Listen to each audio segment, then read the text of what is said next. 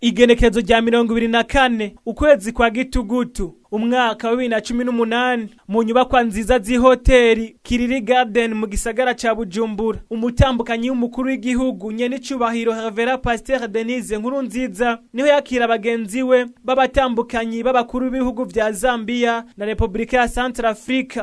Abo bategetsi kari babiri bakaba baje kwifatanya n'umutambukanyi w'umukuru w'igihugu c'u Burundi mwisekeza ryitwa ibibondo bizira ubwandu bwa sida Netre libre pour oublier.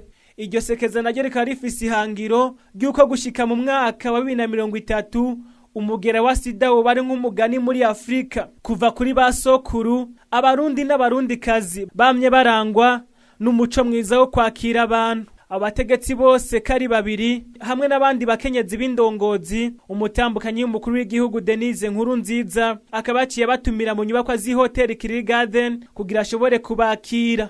Ibirori byatangujwe n'amasengesho kugira ngo bishire mu maboko y'Imana. Eka n'abaririmbyi baririmba indirimbo zo gutazira Imana ntibari batanzwe mu ntumbero yo gususurutsa abari bitabiriye ivyo birori vyo kwakira abategetsi baba hano mu Burundi ndetse n'abategetsi mva makungu. Kabaye n'akaryo ku bari bitavye ivyo birori ko gukurikirana icegeranyo documentaire mu gifaransa c'ibikorwa vy'urukundo n'impuhwe birangurwa n'umutambukanyi w'umukuru w'igihugu Nyenicubahiro Reverend Pasteur Denise Nkurunziza. Ivyo bikorwa navyo hanini bikaba bijanye no gufasha abatishoboye, abatama n'abatamakazi ndetse no kurera abana b'imfuvyi batagira shinge na rugero. Ico cegeranyo giheze abari bitavye ivyo birori bose bakaba baciye bakoma amashi, abandi ubaravye mu maso ukabona ko banezerewe kubera ibikorwa vy'urukundo birangurwa n'umutambukanyi w'umukuru w'igihugu Reverend Pasteur Denise Nkurunziza. Umutambukanyi w'umukuru w'igihugu rero mu ijambo ryiwe yashikirije abari bitavye ivyo birori mu rurimi rw'igifaransa akaba yarashimiye umutambukanyi w'umukuru w'igihugu ca Zambia hamwe n'umutambukanyi w'umukuru w'igihugu ca Republika ya Centrafrique